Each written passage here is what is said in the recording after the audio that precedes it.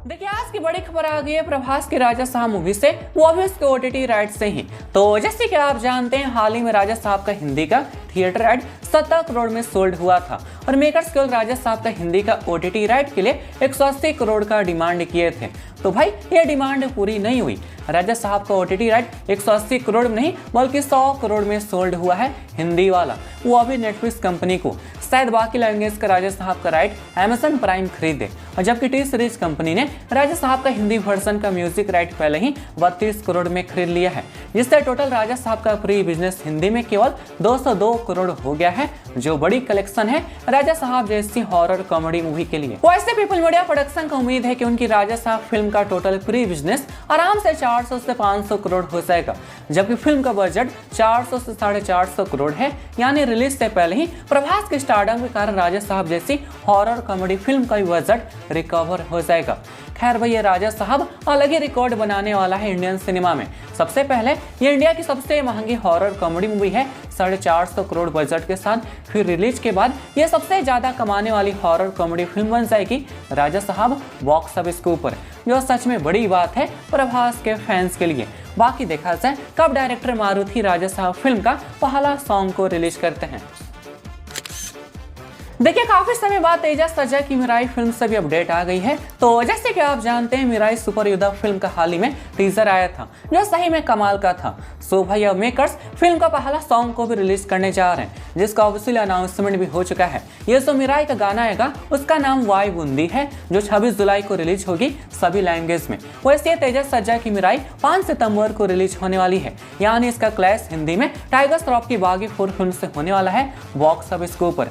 But दुख की बात यह है मिराई वाले अब तक अपनी फिल्म से 2-3 टीजर और एक सॉन्ग भी रिलीज करने वाले हैं, लेकिन बागी 4 वाले साजिद नादेवाल एकदम साइलेंट हैं। हाल ही में अनाउंसमेंट हुआ था कि 20 जुलाई के बाद वो टीजर रिलीज करेंगे बागी 4 फिल्म का, बट उसका भी अभी तक कोई अता पता नहीं है।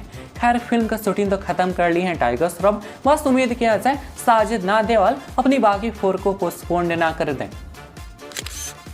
सलमान खान की the battle of Galwan film से भी एक छोटी सी खबर आ गई है, उसके शूटिंग से रिलेटेड ही।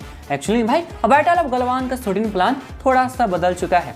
मेकर्स अब लद्दाख नहीं बल्कि उससे पहले मुंबई में ही एक छोटा सा शेड्यूल का शूटिंग करेंगे मूवी के लिए, और ये मुंबई वाला शेड्यूल अगले अगस्त महीना के बिगनिंग से स्टार्ट हो जाएगा, जो चलेगी 10 से 12 दिन के लिए। तब उसके बाद डायरेक्टर अपूर्वा लखिया सलमान खान को लेकर लद्दाख चले जाएंगे फिल्म का बैटल वाला पोर्शन का शूटिंग के लिए, और मुंबई में मेकर्स सलमान खान का स्टूडेंट लाइफ का सीन का शूटिंग करेंगे।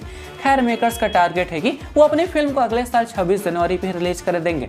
तो देखा जाए मेकर्स ये टारगेट पूरा कर पाते हैं या नहीं।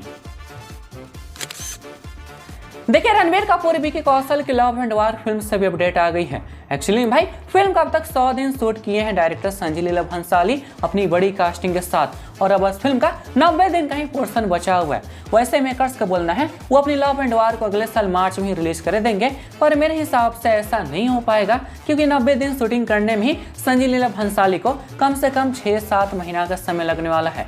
और हो सकता है यह रणबीर कपूर विकी कौशल आलिया भट्ट की लव एंड वार फिल्म आपको टॉक्सी के साथ मार्च में नहीं बल्कि जुलाई अगस्त में देखने को मिले अगले साल।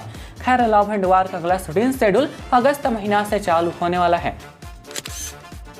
देखिए स्त्री यूनिवर्स वाली मोडक प्रोडक्शन ने एक बड़ी न्यू फैंटेसी यूनिवर्स का अनाउंसमेंट कर दिया है, जिसका नाम है महाअवतार यूनिवर्स। इसके अंदर जो भी हमारे इमोर्टल योद्धा हैं इतिहास के, जैसे महाभारत के सुदामा, भगवान परशुराम जी, हनुमान जी, इन सब के ऊपर बड़ी बड़ी मोडक प्रोडक्शन फिल्म बनाने वाला है आने वाले समय में। और इस यूनिवर्स की सबसे पहली मूवी आएगी विकी कौशल की, इसका रिलीज डेट का भी अनाउंसमेंट हो चुका था, और इनका फिल्म का नाम महाअवतार परशुराम होगा, जो अगले साल दिसंबर महीना में रिलीज होने वाली है।